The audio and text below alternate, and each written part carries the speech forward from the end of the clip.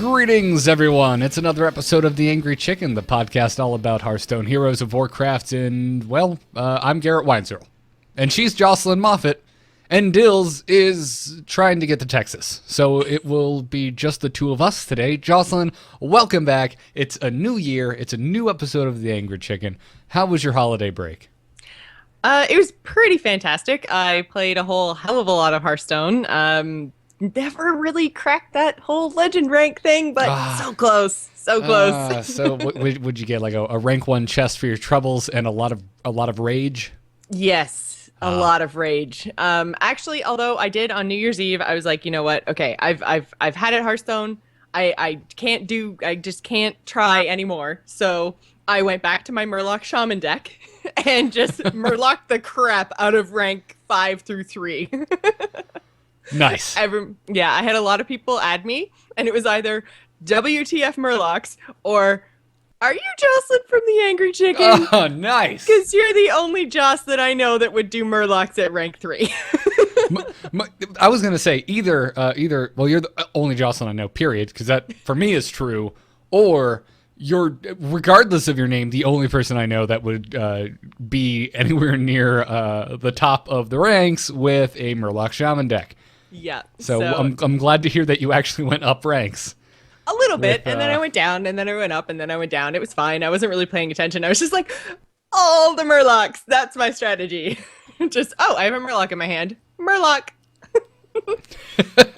I wasn't even trying. I was just, basically, my whole goal was just get as many Murlocs onto the board as possible and make funny gurgling sounds while my roommates look at me like I'm a crazy person. It was a really great New Year's. Good to know. Good to know that your roommate, your living situation is not a judgment-free zone. Well, I mean, they're not gamers, so they were just kind of like, what's happening right now? Like, nothing, just Murlocs. Just don't worry about it. Oh, well, that's great to hear. Yep. So yeah, I did get my rank 1 chest though, and I got an Golden Epic Caldera Drake, which is really, really shiny and pretty, but probably won't ever play ever. But, yeah, no, I mean, I would dust that and maybe craft something you'd actually use. But see, this is the thing. I never dust my gold cards because they're so pretty and shiny. I have lots of gold cards now that just sit there doing not much. But on the flip side of that, I just made a Freeze Mage deck, and pretty much everything in it is gold. Nice. Except for a couple of the legendaries. But I would ask you though, Jocelyn. I mean, much like a tree that falls in the woods with no one to hear it, is a golden card that will never see the light of day really golden? Yes, because I know it's there. I mean, I can go to Hearthhead right now, or any other fan site, and look at the golden version of any card I want. But you don't own them. It makes a big difference when you own it, Garrett. Okay, I mean, all right. If Jocelyn Moffat, everyone's kicking off 2016 the proper way by going to bat for Caldera Drake. Well, I am the champion of the underused cards. Although, did you know that Life Coach went on like a 3-hour rant about how awesome Ivern and I is in Secret Valley? So, vindicated. Whatever helps you sleep at night, Jocelyn. Whatever helps you sleep at night. It only took like 2 years, but the pros are finally seeing the light that is Eye for an Eye. Please remove the S from the end of that's not plural. That we are in a singular pro environment here. Hey, I saw multiple people playing Eye for an Eye in their secret pallies at the high ranks at the end of last season. So pros have a lot of sway, people. Eye for an Eye is making a comeback. It's because people never see it coming, and yeah, they sometimes attack with their lowest health minion, or lowest attack minion, but sometimes they don't, because who plays Eye for an Eye? And other times you're playing against another paladin, and they hit you with their 1-attack weapon or a 1/1 token, and you wish you had put literally any other card in your deck. So True. Debatable, but sure. Yeah. I'm not going to argue with Life Coach because those are emails I don't need to read. Yeah. I don't need to read those emails. Garrett Weinzierl thinks he's better than Life Coach. What a joke. Mrr. Not what I'm saying, everyone. Not what I'm saying. Mrr, that's the noise I hear when I see complaints I saw coming. I see. That's the noise I hear. Just the whole big email just turns into Just, murr. it's just MERR the whole way down the whole body of the email. Anyways, before we get into the meat of today's episode, I want to remind everyone that next Tuesday we will be doing our patron call-in episode. So that's Tuesday, January 12th. If you are a patron over at patreon.com/TAC, keep a lookout. We'll be making a new post with all of the info that you will need to call in and join the show. If you're not a patron and you want to become one, head on over there and do it. What are you waiting for? It's awesome. We have snacks. Disclaimer, we don't actually have snacks, but if that's well, we really... might have snacks. Like Garrett and I might have snacks, but it's kind of hard to share those like through the internet, through the mic somehow. It's difficult. Right. However, that's so bring your own snacks. If that's the only thing keeping you back, I mean, I guess I could mail you a granola bar or something. Maybe some tortilla chips, little thing of salsa wrapped up in plastic wrap so it doesn't spill. That'd be nice.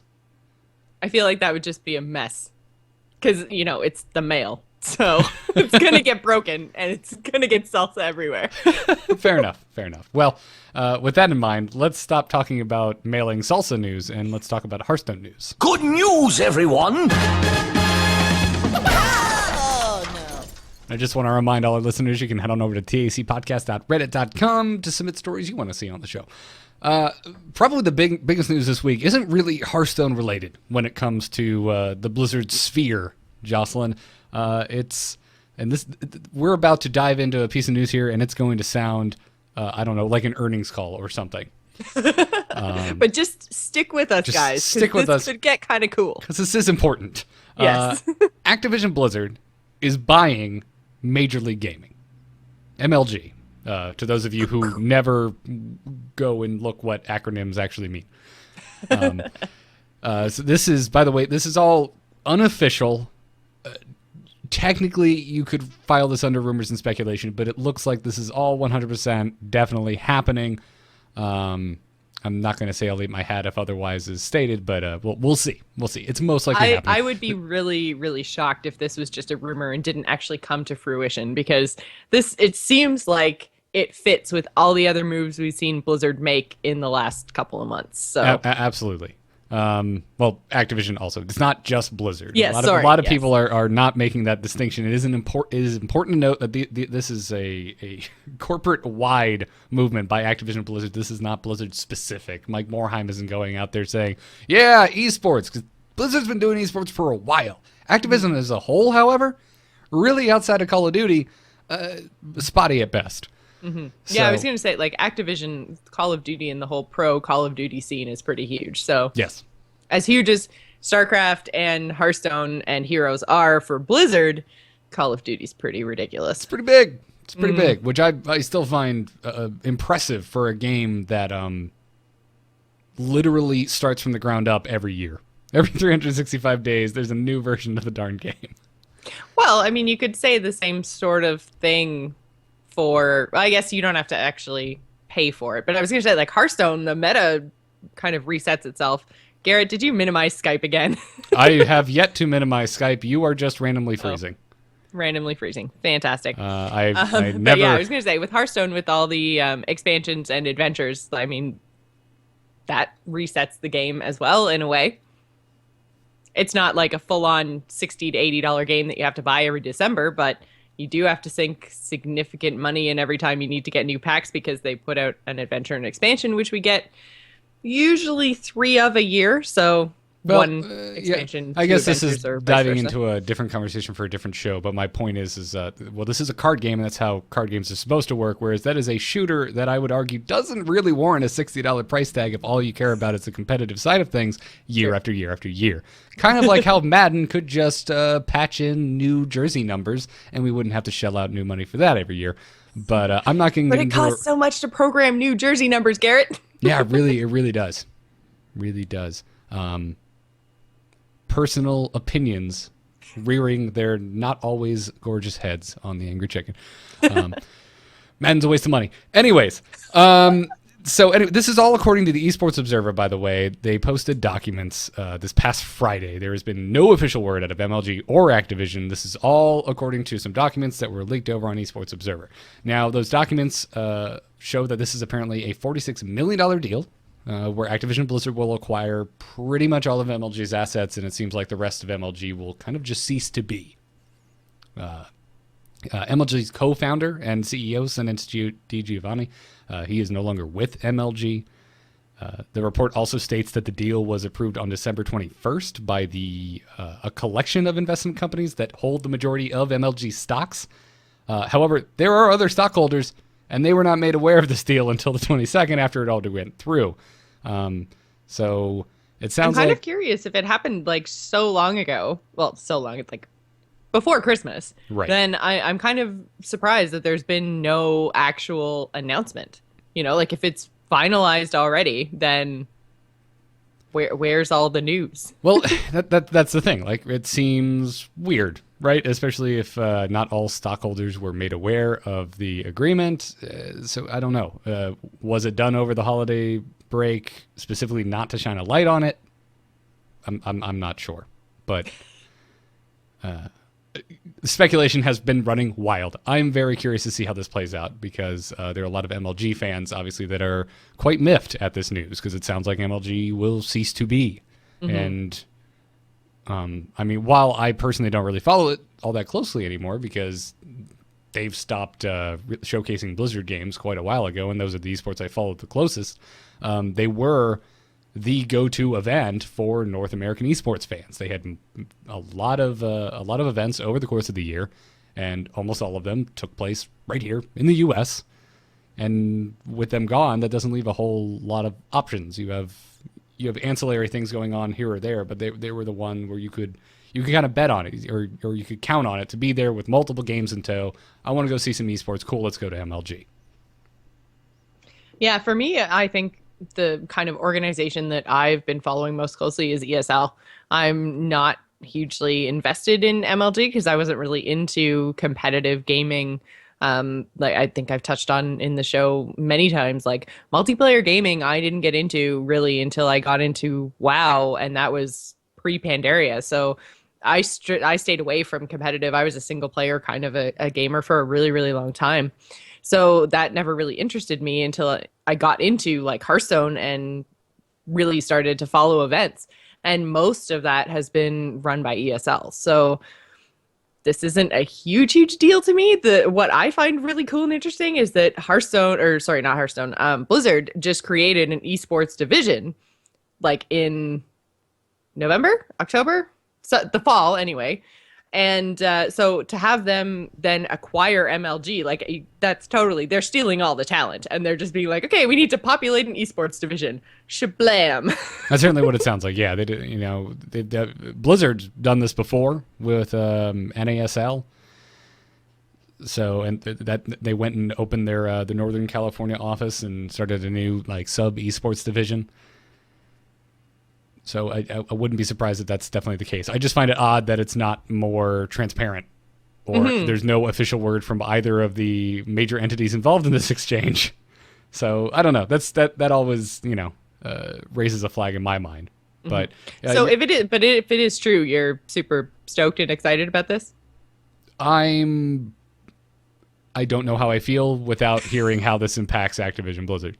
If all we really did was lose MLG and we're not gaining any forward-facing esports stuff on our end from Activision or Blizzard on top, more than we already have, then I think it's a loss overall.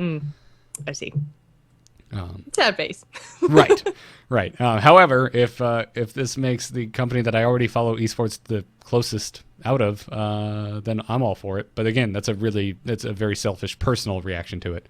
Yeah. I can see MLG fans overall being rather unhappy about it. So, but you did mention at the beginning of this that this kind of follows a trend we've been seeing from Activision Blizzard, and you're absolutely right. I mean, they announced the formation of a brand new esports division. They hired MLG co-founder Mike Sepso.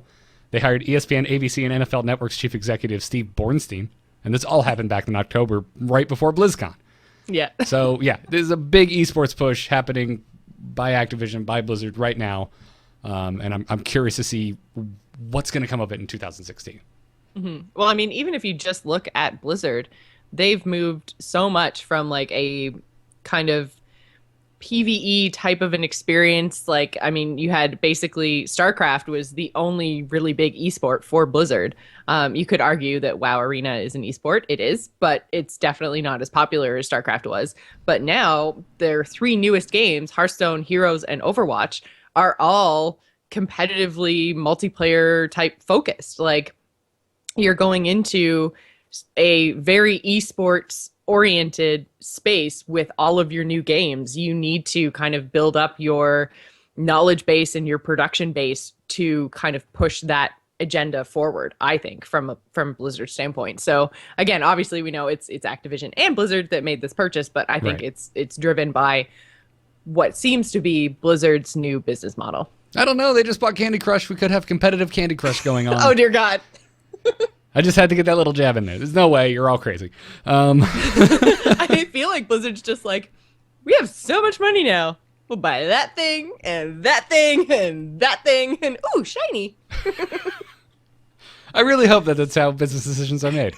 Because I know Yeah, it's not.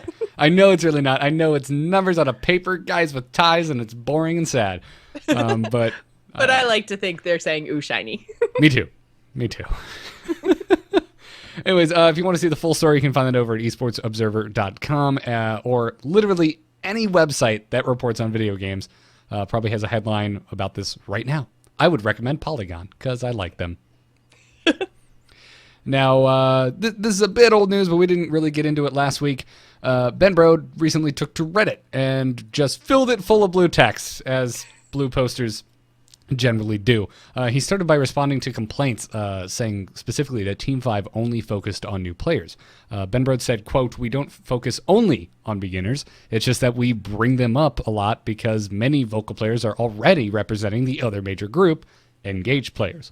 Most of what we do is for engaged players. In fact, just releasing any kind of content is pretty bad for new players," which made me giggle because he's right. You've identified the fact that we are making the game worse, higher barrier to entry for new players, despite our apparent focus on them. That's because we really are trying to focus on everyone, impossible though it may be. So, I thought that was really interesting. But more interesting was what he wrote afterwards, which he said that he does agree that they need to do something about the barrier to entry, but that he's not so sure that it's quote unquote catastrophic at the moment. But that it won't take too many more expansions before it is. And then he linked to multiple videos. He also linked to the video where he calls you out for your love of Eye for an Eye, which I was glad to revisit that video because I had almost forgotten about it, which was great. Yeah, that was a good video. I'm Yeah. a fan. Most interestingly, on the subject of barrier to entry for new players, he said that they are pretty close to having some plans to share with everybody about that subject, but that he can't share them right now. They're still hammering out details. So that's cool. It's a famous announcement of an announcement from Blizzard. But while people would complain about that, I would say, well, what's the flip side of this? He just doesn't say anything at all, and we just be like, hey, why isn't Team 5 responding to everyone's complaints about how this game only focuses on new players? Yeah, and I mean, I've definitely found in the last, pretty much, I guess, since Explorers came out, because I've had a lot of people come to me since I've started doing this full time being like, oh, so most of your content is driven by Hearthstone. What is this Hearthstone? Can you explain it to me? And every single time I try to explain it and sit people down, like, my mom tried to play over the holidays because she was like, you have a 4-year-old fan? I can do what a 4-year-old does. Show me this game. So just trying to explain all of the different things and all of the different cards and how she has some cards and then other people have other cards and you have to, do this, that, and the other thing to try to get all the cards and then you have to put them together and then you have to play in all of these different modes. And I'm just like, I can just see her glazing over. I'm just like, wow, when you actually sit down and think about it and you have to explain all of the different, even just the keywords, like, taunt, charge, like things that you think are just basic. There's so many of them now. There's so many different cards. There's different modes and ways to get things. It's really overwhelming for someone who is either, if you're completely new to card games in general, good luck. But if you have a bit of a background, it's just so much information all at once when you go in to play Hearthstone for the first time. It's really hard to kind of parse out what you might want to do, even what you want to do first, let alone thinking about being competitive and trying ladder. Just like going into the game, like where do I start? What do I do? And I'm just like, I don't even really know what to tell you right now. Like maybe adventures, but then you have to sink money into it. Like, I think part it's of tough. us, and this is my gut reaction without knowing how the specific conversation between Jocelyn and Jocelyn's mom went, but I think us, the Hearthstone community, the folks that actually post on the Hearthstone subreddit, that read the official website, that do freaking podcasts about it, that maybe we're a little too close to the subject matter, that maybe your gut reaction is to over-explain it to people, because I would argue that Hearthstone is a fantastic game for someone who has never played a damn game in their life, as long as they know how a touchscreen works, as long as they can turn on their iPhone and navigate to the icon that starts the game, which some of my family members would not fall in that category, by the way. Sorry, Mom, I love you. But stop scanning printed pages from websites that you could have just sent me the link to. Thank you. Anyways. Wow. Garrett gets personal. I think the best thing to do, I think if you don't know anything about Hearthstone, I think all you need to tell someone is it's a fun card game. Just go play it. Because the tutorial does a perfectly fine job of explaining the basics, the absolute basic amount of information that you need to know to play the game. But even then, I haven't played the tutorial since literally beta, so they might have updated it. But I mean, even going through the tutorial, there's like they cover charge, they cover minions and spells and taunt, but I don't think they cover things like Inspire or Joust or any of like the new things that they've put into the game. Well, first off, nobody needs to explain Joust because Joust cards aren't played. Secondly, this is where I guess like okay, so just that point right there, Joust cards aren't played. Joust cards aren't played competitively. If I am a brand spanking new player, you don't need to know that. It doesn't matter. It is not important information. This was I recently coached our friend Ashley Paramore in Heroes of the Storm. And she was asking questions, and I was giving her answers, and the chat room was constantly expanding upon my answers to the length of up to 3 paragraphs long, because I didn't hit specific points. And I kept saying, guys, this is not important information for a brand new player to know. Someone who has never played an isometric game, let alone a MOBA, let alone a MOBA that refuses to call itself a MOBA. It's not important information. They don't need to know that. And listen, I know somebody out there right now is going to send me an email that says, well, Garrett, aren't you the guy that says you're totally OCD about card text and that it should be 100% concise across every card, and everything that does the exact same thing should be worded the same way, and the card text should be longer to explain exactly what it says? And yes, at my core, yes, I am. But at the same time, I totally understand the need for a simple introductory experience for someone who's never played a game like this, and I think Hearthstone does that. And I don't think your mom needs to know what Joust is, what Inspire is, because she can play. She can get a Joust card, she can just play it, see what it does, and then bam, knows. And personally, I think it's a better way of learning. I know I learn better from doing. I wouldn't expect to just read, this is how you do open heart surgery, and then just go and do it. I would want to do it a few times. I am not volunteering for that at all, ever. Garrett practices open heart surgery. I'm just going to wing it. I would assume there's, simulations and props and maybe it's real people right away. similar-sized animals that you can at least attempt this on. So, oh my God. I'm trying to dodge so many emails today. I'm sure I just angered someone who's vegan, but Point is, we went off the rails. There's a lot of content in Hearthstone now. There's a lot of game modes. There's a lot of cards. And if we do another expansion or two, we're getting to the point where like it's a serious time and or money sink if you want to get to the point where you can actually compete on ladder, or you can, do all that extra fun stuff. Even in some cases, compete in tavern brawls, because the tavern brawls now, whenever you have to construct a deck, like it might be like, oh, Astral Communion Druid is OP and you just can't win against it. Well, that's an epic card. I don't have that card. Like, what does that even happen or do? And Tavern Brawl is supposed to be like the easy just jump into it mode, right? Mm-hmm. So I just think I agree that with Ben's point saying in a couple more expansions, it's going to be a serious problem for new players. Yeah, no, and I agree too. But I think it's, I don't know. I think it's complicated. It's not just again like overcomplicating the issue for the different types of players. I personally, we're on the Venn diagram. I think the biggest issue are new players that want to get hardcore. Yes. Because if you get in, you've never played this game before, you haven't been there from day one, and you want to be able to play whatever meta deck is currently popular, it's going to cost you a lot of money, or it's going to take you a lot of time. Neither of which I think would be all that fun if that's exactly what you want to jump into the game to do, because really your only option is blowing a ton of money if you want to do it quickly. Yeah, that's true. And realistically, I love you, Mom, but I don't think that that's you. Maybe it is. Maybe Hearthstone's going to be her new thing. Maybe and she's going to be the next life coach. You never know. You never know.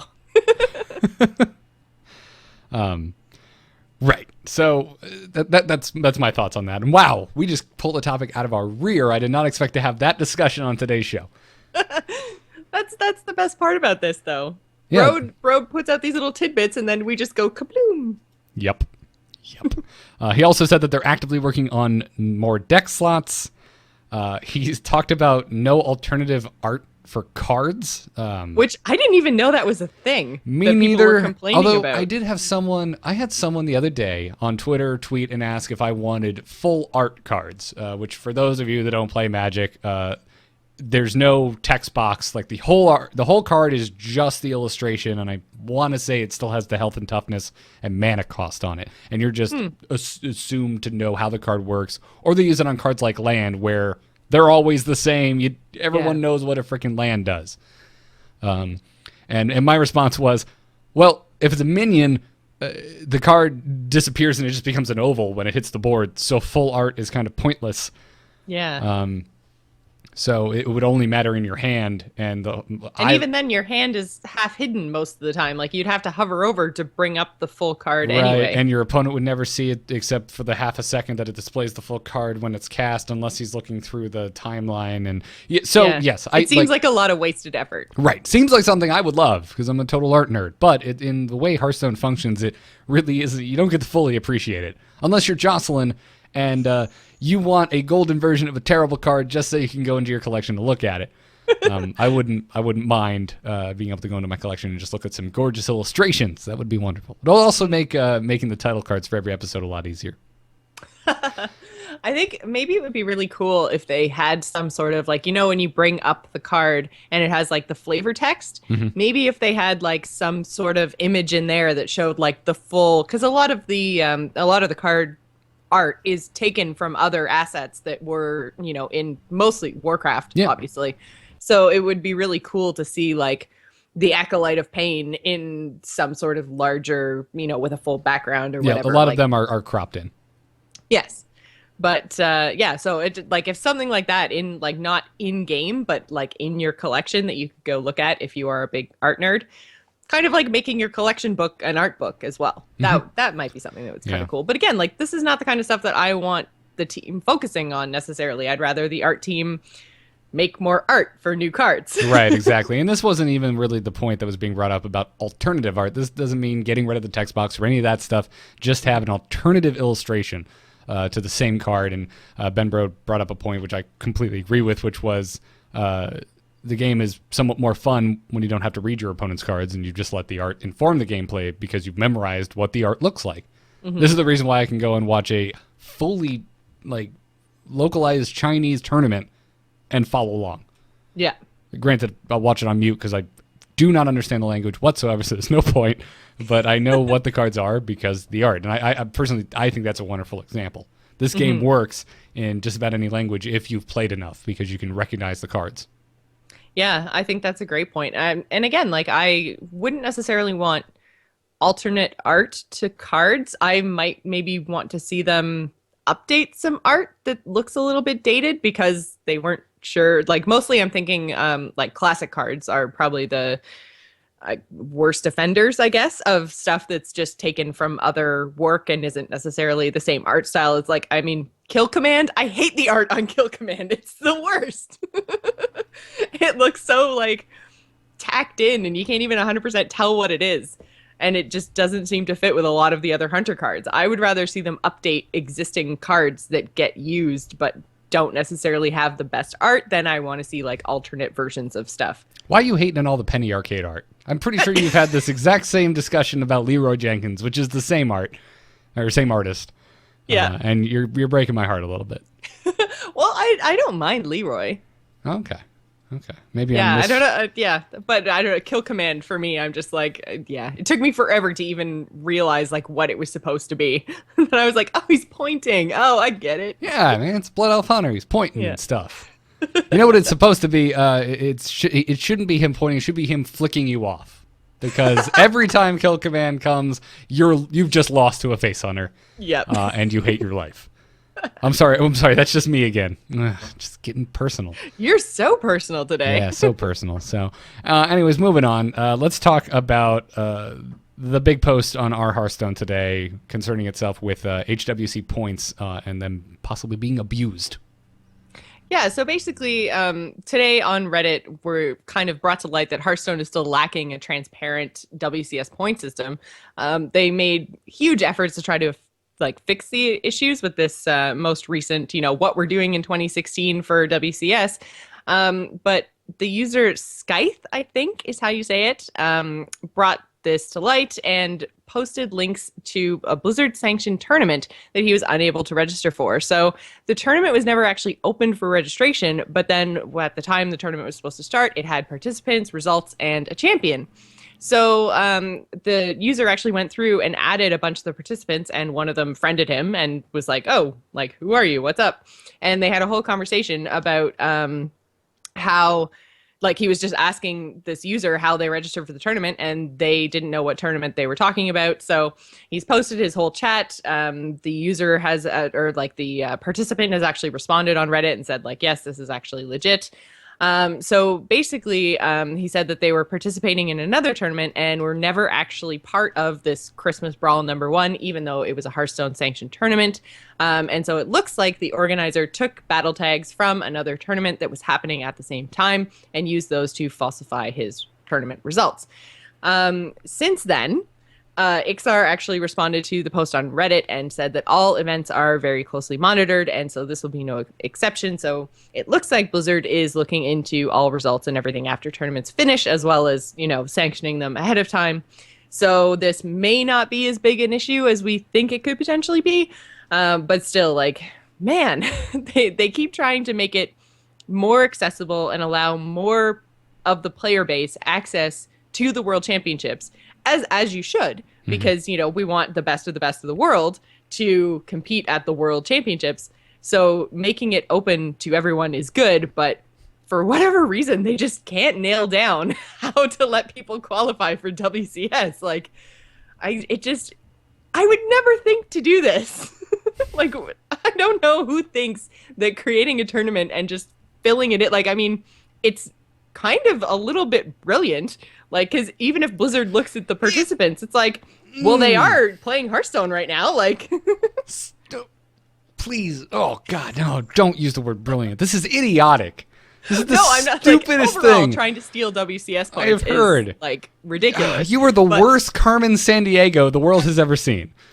Like, the fact that you think you would get away with this. Well, I don't know, man. I mean, they had one really pissed off user because he's trying really hard to qualify for WCS. So he's literally entering every possible tournament. And so he finds the one tournament that he couldn't enter.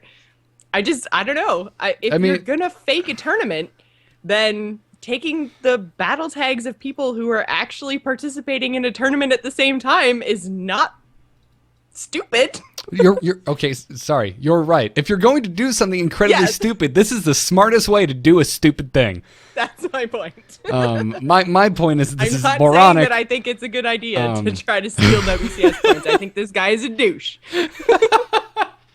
But yeah, no, this is dumb. This is just straight up dumb. It's a clever way of doing a dumb thing. I can't believe if this is exactly what this guy's plan was, which it certainly seems to be the matter of things. I don't know. Part of me wishes Blizzard would not do something about it. I hope that they let him go through. But then I also hope that they make sure every single one of his games are casted. And by every single game, I mean the first one in the last call tournament or whatever it is, because I'm sure he's going to get his ass kicked if all he did was cheat his way into WCS. So you just Or want like total WC. public humiliation. Yeah, why not? I mean, get the Shame Nun out there from Game of Thrones, ring the bell. Let's do that. So, I'm gonna make him play naked too. I mean, well, I guess the game is rated teen, so no. Darn it. If only this was the Game of Thrones. Yes. Well, I guess you could, pixelation or censor bars go a long way. So, anyways. Oh man, That's really silly. Yeah. So, not a surprise. Also, to Scythe, I believe is how you pronounce the user's name. To their credit, they did post an edit pretty soon after making this post, saying that, hey, in the past, Blizzard does scrutinize results after the tournament, and they do make adjustments as need be. So, hey guys, maybe put the pitchforks down just for a sec, and let's see how this rolls out. So. Mm-hmm. And I mean, Garrett and I were talking a little bit before the show, and we often, I guess, say not so nice things about Reddit, just because the user base can tend to be pretty pitchforky, pretty negative. But at the same time, I'm kind of glad that we have a platform like this that you can bring things to the attention. I mean, they had Ixar, a game designer, actually say like, oh yeah, we're aware, and we have an esports team, and they do X, Y, and Z. So just the fact that we have that kind of a platform where we can bring things to light, because if this had just been like some dude on Twitter sending it out, yelling into the crowd, then I don't even know if anyone would have picked up on it. So yeah, I'm glad we have this kind of a platform to have these discussions and to bring these things to light. No, well played.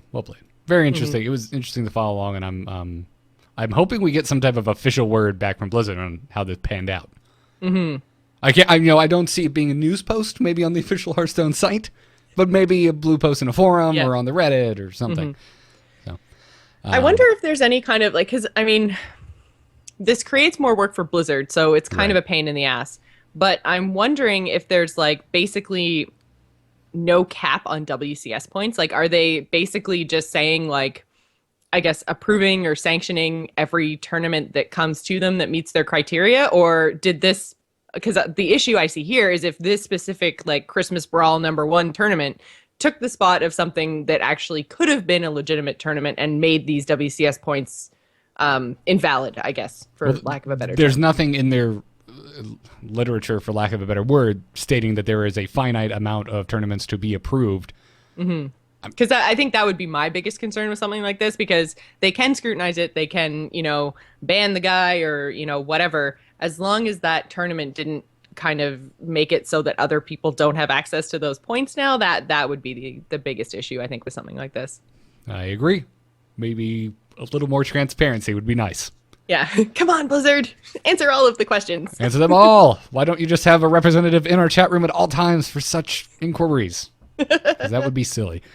Before we get into this week's strategy, let's thank our patrons over at patreon.com/TAC. And again, guys, call-in episode next Tuesday. Look out for the post. We really do appreciate our patrons. Thank you guys so much. We're doing so many new episodes. It helps out quite a bit for us in our personal lives. So thank you guys.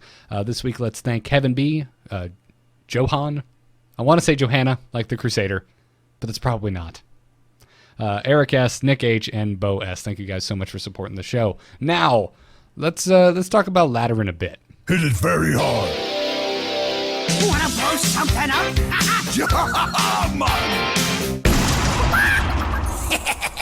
Time to pay! Today, we want to talk about how to pick your ladder deck.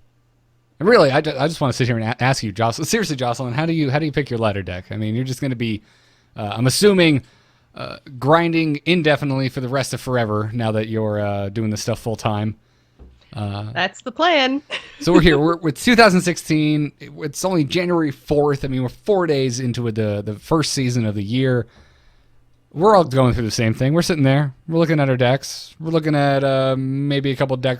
Actually, we're probably not looking at deck slots because they're probably all full because we still don't have new ones. I purge at the end of the season. Really? I usually keep my Mallylock deck just because I just love it so much. I haven't played it in months and months and months, but it has a special place in my heart because it's so fun. Wait, so I keep so my you Mallylock. don't have the Arg Chicken Pirate Rogue deck anymore? No, I don't. I don't. Okay, well, it was nice knowing you. You are fired from the show.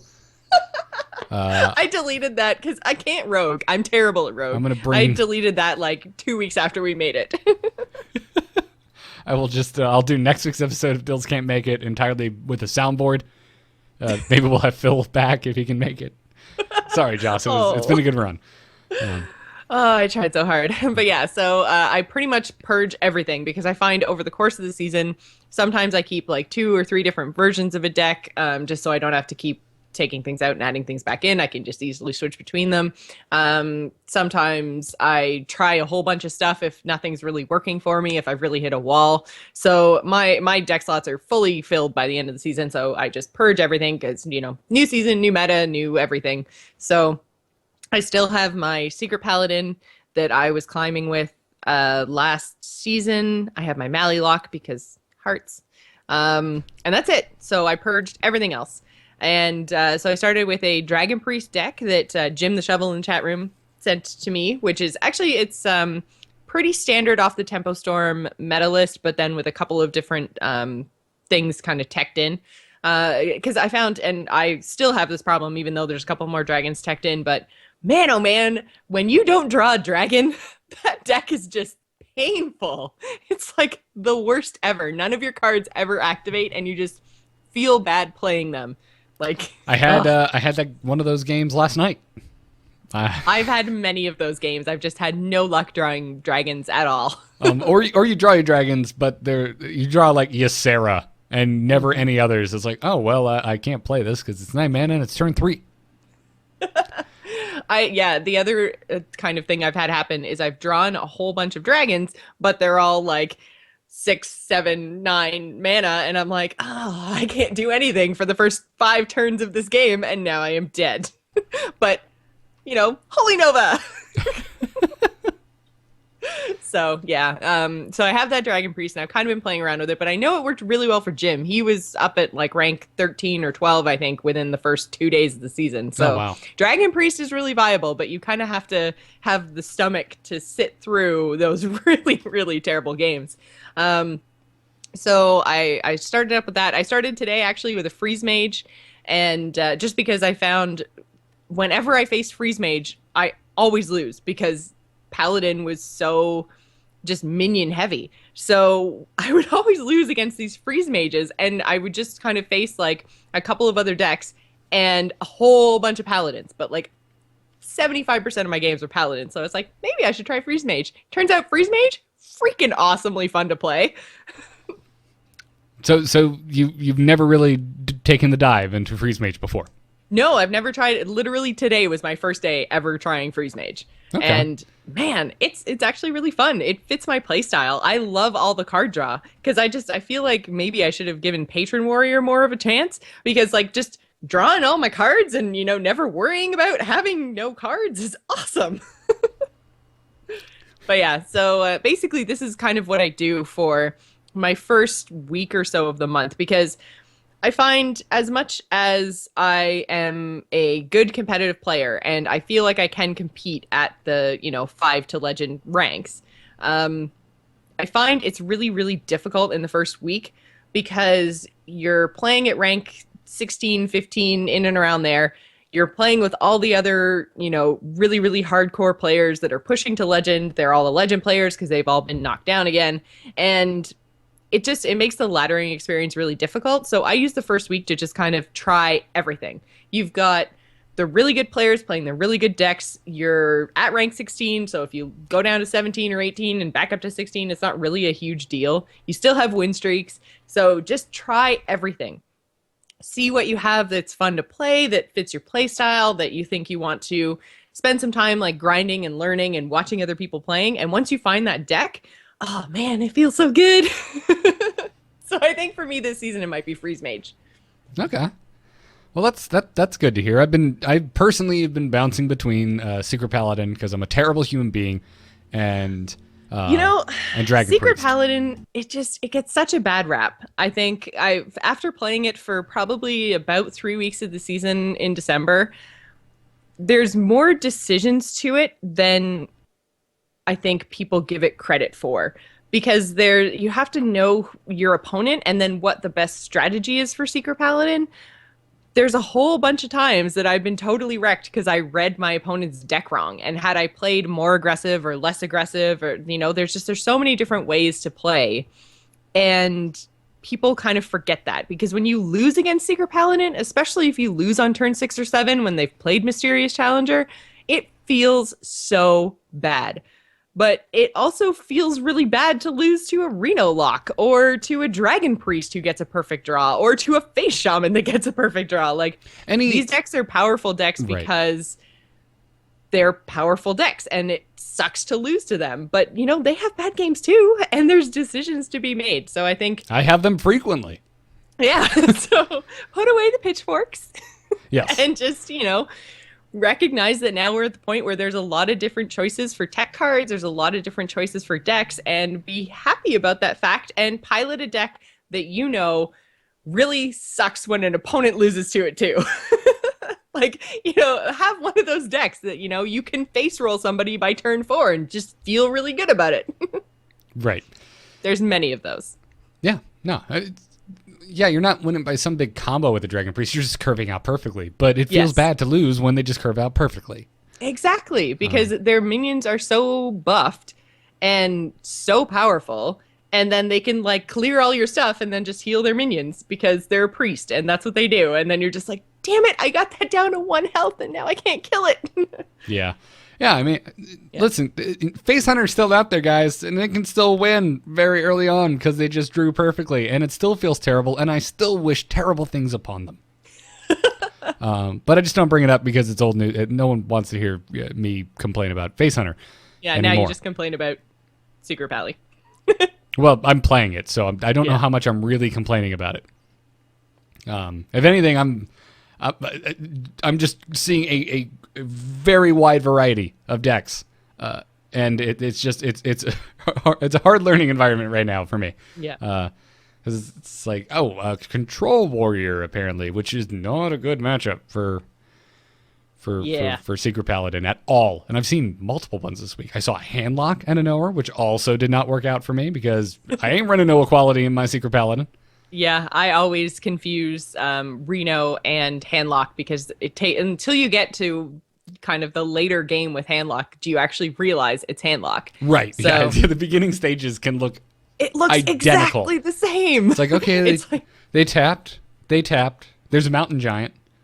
There's a Twilight Drake. There's a Sun Fury Protector. This just looks like Handlock, guys. Exactly. It's totally Handlock. The only thing is when they use Demon Wrath, I think, is that the spell that does 2 damage to all the when they have stuff like that. Demon Wrath is a tip. It's a tip off that it is Reno and not Handlock. Yeah. But yeah, it just it's so varied right now, which is great. But at the same time, it makes it really, really difficult to climb. So you just have to almost expect the unexpected, I guess. And knowing your deck is really key to any ladder climb. Like, if you can have, and this is, I think, where I failed a little bit I was going to say last semester. I failed a little bit last season. Also, I really wish semesters were only 1 month. I'd have 1,000,000 degrees because I'd be able to go through school so fast. Yeah, last season, I switched to Secret Pally. I had a lot of luck. I got all the way up to rank 1, and then the meta shifted, and I didn't adjust for that. So then I ended up just bashing my head against the wall with my Secret Pally, and I should have switched to something else, but I didn't have another top tier deck that I was really comfortable with. So that's something else that's kind of important, is to have a few different tools in your toolkit when you're trying to get to Legend, because you can just try to brute force the ranks, but oh man, you're going to get so burnt out. I think I ended up playing about 250 games-ish last season. There was a post in our subreddit from a guy who didn't quite make it to Legend, and he played, I think, over 700 games. He obviously had a under 50% win rate, but man, oh man, like, it can get to so many games so quickly that you can get burnt out really, really fast. So being able to adjust to the meta and keep that positive win rate going is really, really, really important. So as much as I say I pick a deck at the beginning, I do pick a deck, but then I play it and I get comfortable, and now I have Secret Pally to kind of switch in there, and I'm going to try to get another more aggro deck going. I've tried a few different ones, but kind of having a kind of control-y version, like a mid-range version and a face version of decks you're comfortable with, and being able to use whatever the meta dictates, that flexibility is going to get you to Legend. Yeah, I have not found a what I would consider modern, using air quotes for people who can't see because it's a freaking audio show for most people, a modern aggro deck that I like. Yeah, I tried Face Shaman after losing to it. I really hate Face Shaman. I really hate it too. I don't mind It's playing one of against those- it. I mean, yes, I mind when I'm dead at like turn 5, but most of the time it's like, oh, okay, cool, let's do this dance, and I'm fine with it. I hate playing it though. I can't stand it. Yeah. I don't like playing it. I don't really like playing against it. I find that whenever I play against it, they seem to win by turn 5 or maybe 6, just to get a couple of swings of that Doomhammer in there. Or they, like when I play it, I can't draw what I need to draw ever at all. I'm just like, damn it. How do I constantly lose against this deck, but can never even draw my Trogs? So frustrating. Yeah. But yeah, so I mean, there's Face Shaman, there's Face Hunter, there's an aggro Druid, which I tried, and I think I prefer the most out of the current aggro decks. Ooh, But I'll I have to try tend that. to kind of shift towards Druid anyway. But yeah, that's probably my favorite. It's like, it's not or maybe it is a version of the egg deck, but anyways, it has oozes in it as well. And if you can like go ooze and then innervate that Mark of the Wild, I think that's like +2/+2 and taunt on your ooze, that's just like turn 2 game winner. Like, oh man. So yeah, there's a lot of different options right now, and I think that's kind of what can stop people from making a push early, is just like, I don't even know what to do. I don't even know where to start. So it can be a little bit overwhelming, but definitely everyone should be pushing and trying for those personal bests, even if that's not Legend. Yeah, and I mean, you don't even need to. Obviously, there are people out there too that like to build their own decks. You don't need to do meta. You don't need to make a meta pick. I would argue that now has been the best time it's ever been to do a meta pick, because there's, like you said, so many options of what is considered a strong deck that you don't need to play a deck just because Tempo Storm tells you it's good. Yeah. You can go in because everyone agrees that it's good, and it's also a style and a class and uses archetypes and cards that you like. Yeah. And so that's how I make my decision. I'm personally not someone that tries to tech their own deck from scratch as if I live in some type of bubble where I'm not influenced by those around me who are also playing the game. I definitely play meta decks, but I like to try a lot of them out, figure out what I like and what I don't like, and that's where how I fall and find my stable of decks. That's why I'm playing Dragon Priest, why I'm playing Secret Paladin, and why I am not playing Aggro Shaman. So Yeah, and I find like taking a net deck, taking something from Tempo Storm, and then making it your own by teching in some cards and changing it, because the Tempo Storm decks are usually just a very, very small snapshot of super competitive, usually Legend ranked play. Like, it is the top of the game, piloted by the top players. That's what their meta report is kind of looking at. They don't look at what's good at rank 20. They don't look at what's good at rank 15. So you have to, as a player, kind of sit there, look at the decks and say, okay, well, what decks am I facing? What types and styles and, what do I need to change to get myself out of this rank? So you can't even necessarily just sit down and net deck and win. That's not how it works. So I think there's some room there now for you to be able to make these net decks your own and kind of use them as a jumping off point. Yeah. Which is, what I did with Secret Pally, because there's actually a link in the show notes to the deck that I'm currently using, which is actually a deck from Cora, who is CG Songbird. And she is a fantastic player. She was up in top 100 for sure, I think, at the end of the season. and she kind of let me coached me through a little bit of Secret Pally. And the list it's different, but man, does it work. It's so many tech cards, but so many good tech cards that just ruin the day of so many decks. Yeah. Yeah, absolutely. I took one look at this and I thought you were both crazy because I was like, consecrate? Consecrate in a Secret Paladin? What are you saying? This is preposterous. And I think what's even more crazy is the Sir Finley edition. No, I get that. I get Yeah. that. Because we were talking about this off air, and you were like, "Well, when everything is said and done, making a 1/1 dude that does nothing the turn you make him isn't that effective for a deck that's trying to end the game early, like Secret Paladin is." I'll tell you what is Fire Blast or Steady Shot. That's pretty effective at getting the game over sooner. And don't forget that life tap. And Life Tap is just the best hero power in the game. Fact. But yeah, I think I think I am the crazy one now for the Consecrate because that one Consecrate does help you in certain matchups. Well, and I found it made, and see, this is the thing too, the version of Secret Paladin that I have saved that is linked in the show notes, that's my almost set legend version of Secret Paladin. I have no idea if it's going to work, at rank 10, because at that point in time in the last week of December, I was facing pretty much all paladins. There were basically decks built to beat Secret Paladin that I lost like every game to, or there were other Secret Paladin matchups. So there's a lot of tech cards in that deck, and I don't really know or think it may work down at the lower ranks. So there's a lot of changes that you have to make to your deck and your playstyle based on where you are in the ladder and what time of the month it is. Makes a big difference. Yeah, absolutely. And what I was gonna say, another point, the Consecrate's really good in a mirror matchup because Yes. as a typical Secret Paladin, you have no way to deal with threats on your opponent's board without triggering their Noble Sacrifice. Because as a typical Secret Paladin, you just have other minions and weapons, and all of those are going to trigger the get down. However, Consecrate will not. So Exactly, yeah.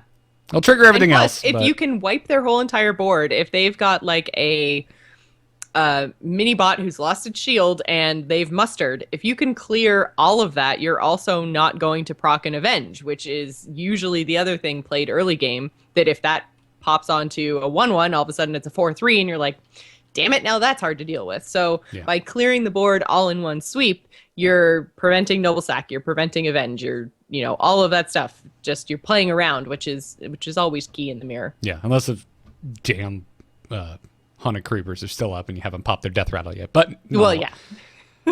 Or a mini bot that still has its Still shield. has a shield. Yes, there are exceptions to the rule that are quite Don't blindly consecrate, people.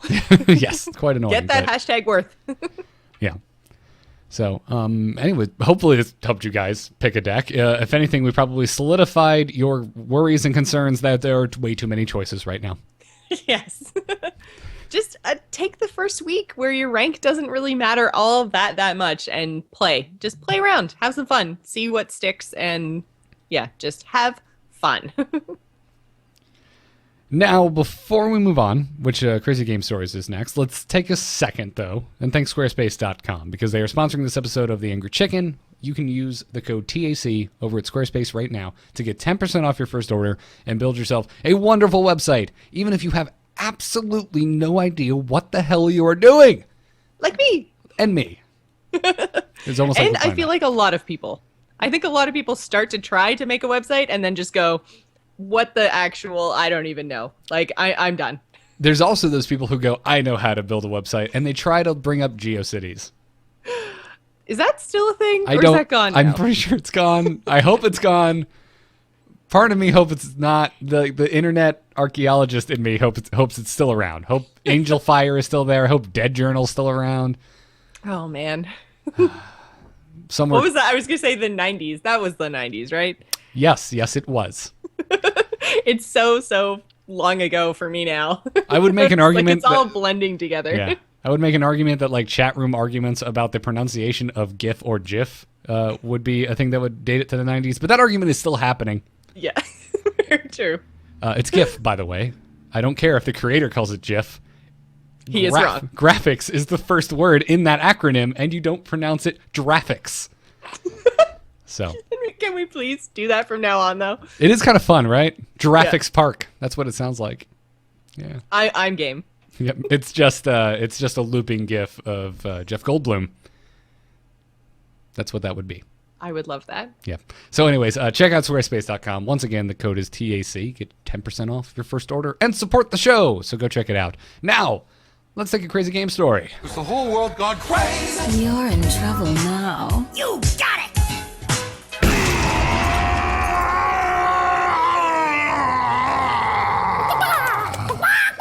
You can send your crazy game stories to tacpodcast@gmail.com. Our story today comes to us from Big Ol'. His name's really messed up. I'm not going to finish this. Happy New Year's, perturbed poultry. I was at 7 wins in the arena playing a mage mirror match. Try saying that 3 times fast. Mage mirror match. No, I'm not going to do it. He said, after several turns, my opponent was at 22 life and had 3 cards in hand, while I was at 15 with an Ethereal Conjurer and Pyroblast in hand, and a Kraken, and a 2/3 on board. Want to buy commas, too many ends.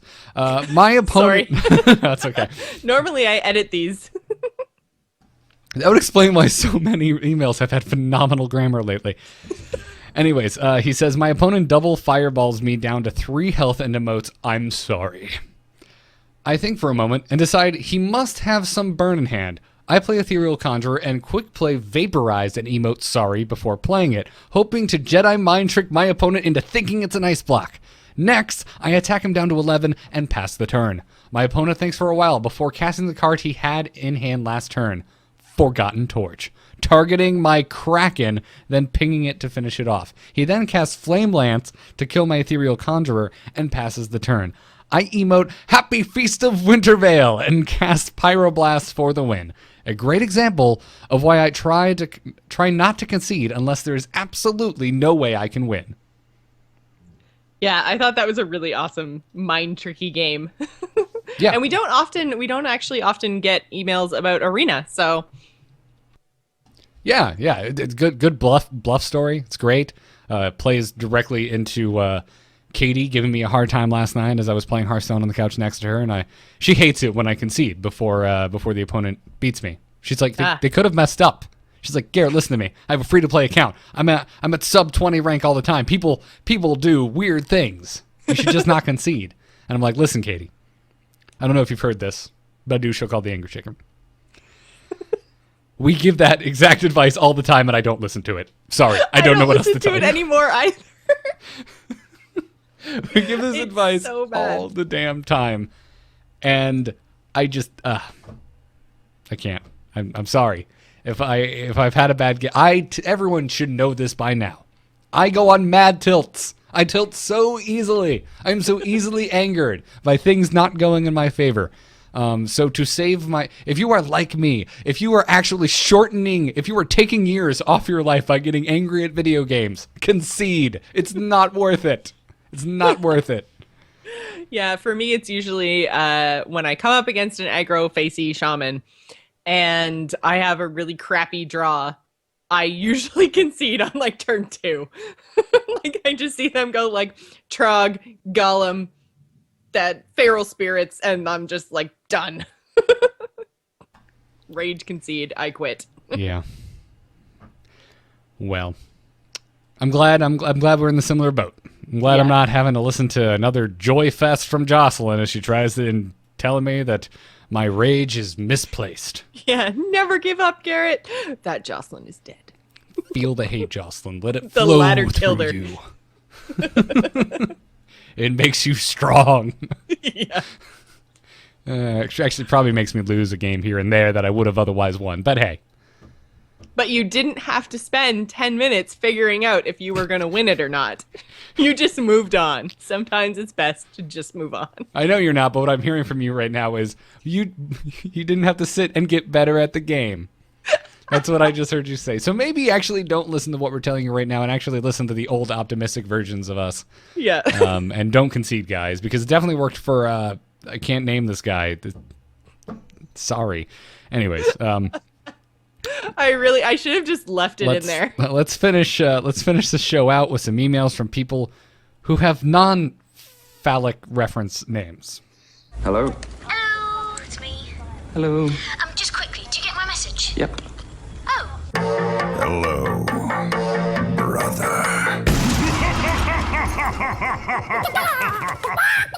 I just had a terrible thought. What if that person's actual name is like Dieter or Richard?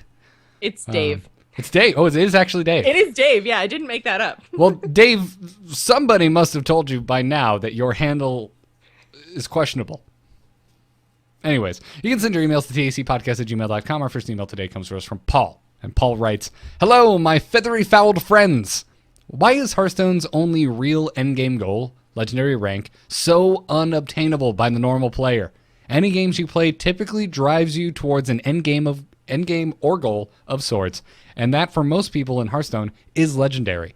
Shouldn't the game be more rewarding?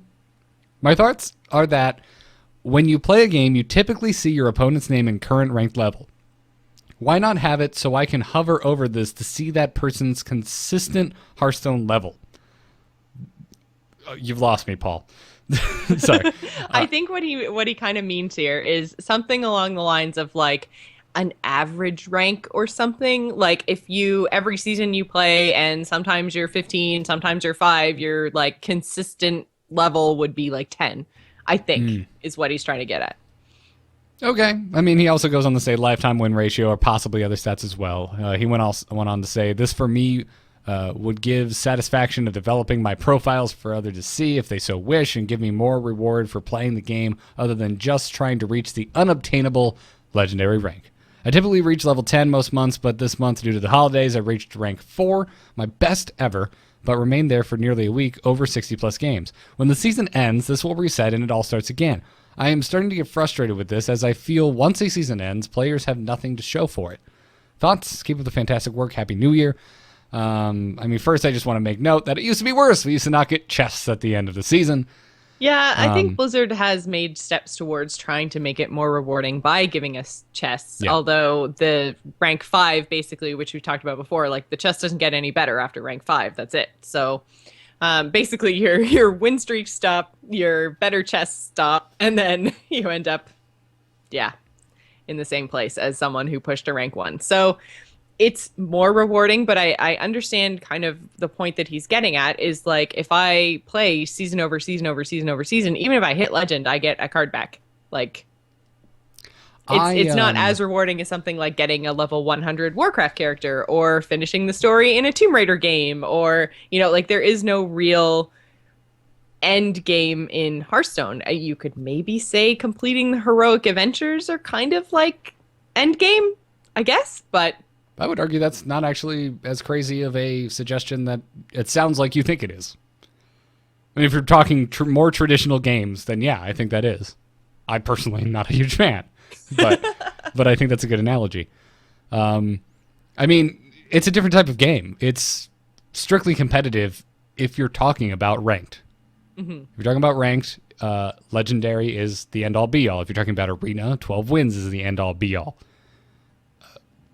But that's the belt. That's the beast. That's this type of game. It is at its essence a competitive game. The same thing goes for StarCraft. I wonder if having possibly more visible achievements would kind of scratch the itch for an end game, like something he can work towards that other players would be able to maybe look at him on something like a website like WoW has the Armory. If you could like look up a player and say like, oh, he has 89% of the achievements and here's his win rate or whatever, that might be kind of what he's looking for, because it almost sounds like he wants a way to share with other players the fact that he has done something in the last 2 years, even though now he's ranked 20. Yeah, which I get that, and I partially agree with it. I'm not sure I need some bizarre stats that show up in the actual game while I'm hovering over their icon. I I don't see that ever happening. Just with the importance that that Team 5 seems to place on simplicity and clean design. But yeah, that's why I'm saying like maybe something that was more external where you could go look somebody up. Because I know I use the Armory all the time. But yeah, I think in game we're probably not going to see anything that might change. We've asked for it before though, having like more statistics other than just what it shows you in the quest log. But that to me is more of like a personal tool. Like I want to know basically what Hearthstone deck tracker tells me, but in Hearthstone. Like I want to know how many games I've played, what my win rate is against different classes this month, all that kind of stuff. Like I want those tools in Hearthstone, but I want that for me. I don't want that as like a profile page, I guess. I don't know if I really want a Hearthstone like that wouldn't be my end game. My end game, and maybe it's just because I haven't done it yet. My end game is Legend. Like that's what I'm working for. Yeah, that's kind of that's kind of the point I guess I didn't make too. Like this sounds like it's this is specifically what Paul wants. I'm not sure this is what everyone wants. It's definitely not what I want. I would love more stats too. It's something I would love to see. Although at the moment I just use Hearthstone deck tracker. I use Hearth stats and I get exactly what I want. It's just not in the game. And it kind of stinks if I play on my iPad or iPhone or something. Yes, and exactly that's why I'm saying like it would be really nice if that was built in, because I lose all of that data and information when I'm playing mobilely, wherever that happens to be. As soon as I go onto a tablet or a phone, then I don't have that information anymore. I actually have a little book where I write down all my games when I'm traveling, but I'm a nerd. Not everybody does that. I don't. And then I have to enter it all, and it's a pain in the ass. Yeah, if it was in the client, that would be awesome. Yeah, I don't have the patience for that. And man, last night I massed a bunch of games just because it's the beginning of a new season and I'm low ranked anyway, so I didn't care. Usually I try to only rank on the computer, but I was like, whatever. I got hang out with Katie. I'm going to play on the couch and not be a totally antisocial D-bag. And I logged a ton of games. I have no stats on them. I'm pretty sure I won one, lost one all evening because I went literally nowhere. But yeah, but I think something along the lines of a profile, or potentially something with like achievements, or like John Snyder is saying in the chat room, and I think that we've said it previously as well, something to modify your portrait to show like, a different border for placing in, rank 3 last season or something, some sort of augmentation to the way you're displayed in game without actually messing with the UI too much. How about this? I'm listening. How about this? I to me, in my brain, this is something that might actually happen. Because everything I'm hearing right now, I'm like, none of this stuff is ever going to happen. Ever. No, not happen. What if there was just a one specific card back for every attainable rank? Yeah. I realize it's not the nerdy stat dump that Paul is asking for, but I'm not making fun of him. I would like more stats too, but I'm trying to think of something else that you can earn. And well, yes, I mean, obviously card backs is the thing in game that we know you can customize. So that's kind of the easy go-to. How could they fix this quickly? Yeah, and each rank already has a character from Hearthstone associated to it. So you have a Angry Chicken themed card back. You have a Molten Giant themed card back. I know we would just use all the time. I would just use the Angry Chicken one all the time. I just use the Angry Chicken and one. It would become like the new troll card back. Like you'd have life. I'm sure you'd have like Life Coach and other pro players. There are other pro players. We just have Life Coach on the brain because that's what Jocelyn led with today. I could see a Firebat just running around with nothing but the Angry Chicken card back. Yeah. But I'd be down for that. Rank 1, it's the innkeeper, so they could really do with that whatever they want.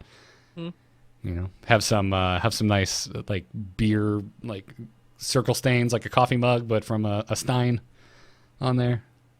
Yeah, I can see how that would be something to. Now, I mean, again, a completionist collect all the card backs. Jocelyn is like, yeah, more card backs, of course. But yeah, I don't know. It's so hard to know, and I don't envy Blizzard at all. Like what the best way is to reward players, because as we've kind of illustrated just in this last 10 minutes, like we want totally different things out of Hearthstone that we would consider to be the reward, like the thing Right. that we want at the end of a season. So it's got to be difficult, and I don't know. I don't think there's any good answer of how to make it more rewarding outside of what they've already done. Yeah, and listen, still, again, put their resources where they need to be. Yeah. And I don't think we give the ranked chests enough credit. I like them. I think getting golden cards at the end of a season is a pretty dope reward. Yeah, I of course I love the shinies. Come on, I got golden eye for an eye. Yeah. Come on, I'm like so happy. If they're not important to you because you're building up your collection, dust them and craft what you want. I mean, I don't know. I think it's fine. Yeah. It's obviously it's a big discussion to be had. What is good for the game? What is going to make the most people happy? That is a hard thing to nail down, and part of the reason I'm sure game design is an art. So you should be really good at it then, because art, right? Yeah, probably art and science. I was going to say more art, less science, but there's probably a whole lot of science that goes into this too. Statistics and test groups and Balance. and vials and beakers. So, and an actual mad scientist bringing in secrets. Jocelyn, next email. Okay. This one comes to us from Andre. He says, "Greetings, Feisty Fowl. I have a ladder proposal. The ladder in Hearthstone is a total grind, as we all know. The grind is so bad that I basically found myself playing less, which bums me out, as Hearthstone has been my way of playing short, quick games to fill time since I've stopped raiding or playing WoW as much as I used to. I think the problem is in the ladder is the 1-1 weight of winning and losing. That is, wins and losses are equal. You gain or lose a star. Win streaks sometimes give you some momentum, but that momentum can be lost quickly. After a few bad RNG games, you're often back to square one, losing everything you spent a good deal of time on. In any game that uses luck as a factor, these kinds of losses can quickly take away any good feelings you got from any win streaks. Thus, the grind. One way to possibly fix this is to make wins stronger than losses, such that all the hard work putting into gaining ground isn't lost so quickly. The idea here is to smooth out progression, keep the good feelings on the way up as you win, and not punish you so badly for losing, especially after a few RNG games that didn't go your way, and make ranking to legend still a reasonably difficult but attainable goal. What are your thoughts? Great show as always. I've been listening since episode 1. Keep up the great work in 2016. So I think this is a really interesting idea for ladder, and he actually went into how he thought that would possibly work, but I took that part out. But basically it was like at the lower ranks, you just gain a shit ton of stars for wins. So if you're rank 25 to 20, you win a game, you get 6 stars, I think was his example. And then that kind of, you get less and less stars for a win the further up the ladder you go.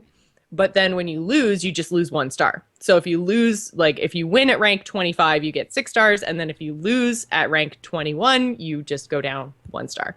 So it kind of makes you progress through the lower ranks faster, but then you have the exact same problem at the higher ranks, because then you get back to that 1-to-1 ratio, and then you're grinding from rank whatever 7, 5, 10, wherever you put that 1-to-1 ratio. That's where the crazy grind is. It's difficult but not impossible to get to rank 5 because of win streaks, but as soon as win streaks end, man, that 5 to legend grind is ridiculous. Ridiculous. Yeah. So Garrett, what do you think about this whole weighting wins to be worth more than losses? I think the game already does that with win streaks. Statistically, you are likely to get some, so statistically, you're likely to hit 5 if you just mass enough games. Mm-hmm. Eventually, you'll get a good draw, enough good draws in a row, your opponents will get enough bad draws in a row that you might win 3 games in a row, 4 games in a row. I don't think it's a bad idea. I think 6 stars if you're at rank 25 is ridiculous. Well, yes, and again, like it was just kind of his idea, and it went like 6, 5, 4, 3, 2, 1. I think right. It's an example. Yeah. I mean that system's easy to tweak. That's something that's literally a number that you just change. That's for Blizzard to do. You change the factor of right. But it doesn't really change things, and bigger on a larger scale. To talk about it larger, like philosophically, if you were to make it easier to get legend isn't as special. Yes. Whatever you do to it. I mean, I have my own issues with the system just as it is, because it does seem to favor games played over your actual win ratio. Which is my big issue with ladder is that it seems like as long as you are a good enough player to have a 50.00001% win rate, eventually if you just, like play enough games, you'll hit legend. So it seems to favor people with enough time versus actually highlighting the skill of the player. Right. If you actually have a 50% win rate, it's impossible. You'll never hit it. that's where the I know. one comes in. I know. I'm just pointing that out. That if the goal of many Blizzard games, which is so that you have a close to 50% win ratio, is achieved, it's impossible for you to reach legend. Yeah. So it seems to just favor time over skill, which is my problem with the ladder system. I like the idea of once you hit a rank, you can't go below that rank. Because I feel like if I'm a rank 3 player and that's where my skill level is, then I won't be able to beat other people in my level, and then I won't hit rank 2. So then I just keep like going up and down, and I can lose a bazillion games at 3 and no stars, and I'll never go back to rank 4. I think that would be kind of once you get as high as you can go, then you kind of settle out there. I like that idea a little bit better. Yeah. I really don't know the answer. This is a conversation we've had multiple times on the show. I know, it's really difficult. Again, this is another, I don't know what Blizzard would do to fix it. I'm sure all of these discussions were had. I mean, you can look to the other games at Blizzard. I mean, you have a game like StarCraft where the ladder functions wildly differently from Hearthstone. It's directly tied into your MMR, and you have these sub-leagues, and I find it fascinating, but there's issues with that as well. And then you look at Heroes of the Storm, which needs a lot of work. I saw your tweet today, not to pull too many other Blizzard games into this, but I saw your tweet today with your balanced game. I was like, oh dear. Yeah, apparently I just got a reply on that, and everyone's telling me I'm an idiot and that it is balanced. But then if that's balanced, then I have an issue with the way that they display ranks. It's not working. Anyways, I'll talk about that on Into the Nexus this Thursday. You guys should tune in to that. Yes. Point is, ladders are hard. Yeah, it's not easy to come to. If you just make it easier, then it's not special anymore. So, what do you think about potentially, instead of changing anything with the way the ladder actually works, just lengthening the seasons? They seem to be doing this whole like winter, spring, summer, fall thing now. What if they had a winter, spring, summer, fall Hearthstone season that lasted 3 months instead of 1 month? I would love that. You'd probably have more people in Legend, but then if you just said, whoever is Legend at the end of these 3 months, you guys are in the last chance winter qualifying tournament. You don't even need to do that. I mean, as it stands, it's not just getting the Legend that gets you points, it's getting a certain rank within Legend. Yes. That could still stand. I mean, you would have to go back and rethink it because it's doled out at the end of every month, correct? The WCS points? The WC points, yeah. The HWC. Yes. Sorry, WCS is specifically StarCraft. Sorry. HWC. I make the same mistake all the time. Yeah.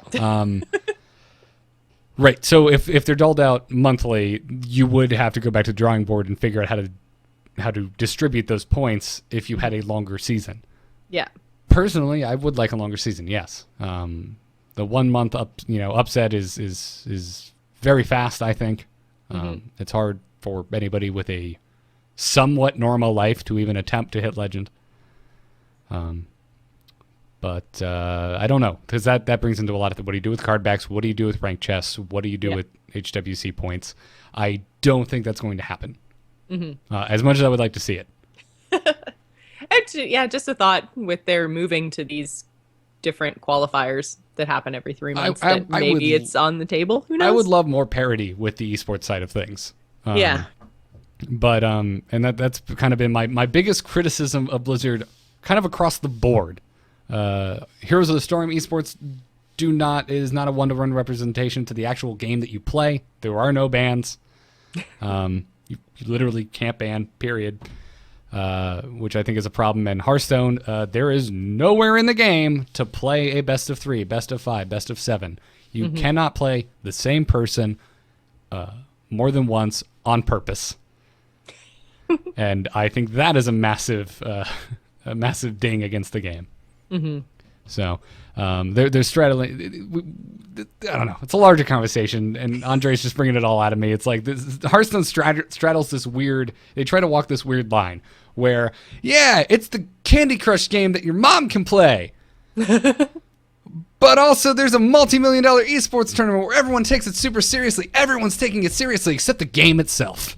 When you go into the game itself, it doesn't feel a damn thing like these arenas you're watching on TV. I'm talking about physical arenas, not arena mode in the game, guys. I'm talking about like thousands of people watching live Hearthstone. Yeah. So I growing pains, man. I feel this way because I love this game and I want to see it. I want to see more, and I want to see it upped in its prestige a little bit. But I don't know. To me, I hear all this and it just brings out all these other thoughts on the game, and it's hard for me to kind of focus on this one thing, which is making a better ladder. And I don't think it's an easy answer. Yeah, no, it's definitely not.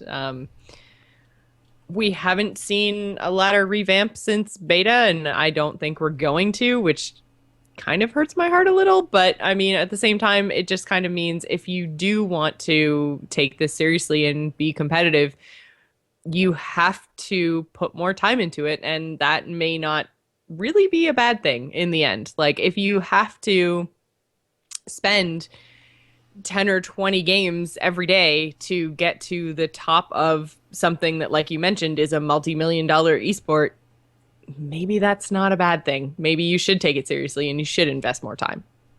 And if you can't, that sucks, but that just means you're a rank 5 player instead of a legend player because you aren't as committed to the game as you could potentially be. Put it that way. Maybe more frequent posts by Hearthstone saying, like that one post we got forever ago that was like, no, if you're this rank, you're this percentage of the player base. You're way better than you think, guys. Well, it tells you that at the end of every month. Oh, you're right. Yeah. Never mind. It tells you literally specifically, Garrett, you are in the top X percent of people. Oops. It happens. Which, since I tanked my rank with my Murlocs and ended up at rank 5 at the end of New Year's Eve, rank 5 last month was the top 2% of players. Holy crap. Yeah. So even if you are playing at rank 5, you're still in the top 2% of people. So don't feel bad.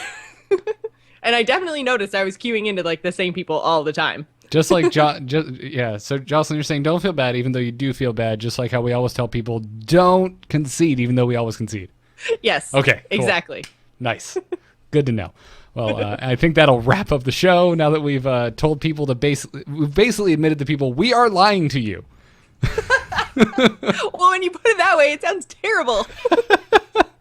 I'm just not taking my own advice. I am feeling like crap and I am conceding. Yep. But you shouldn't. Yes, exactly. Don't do it.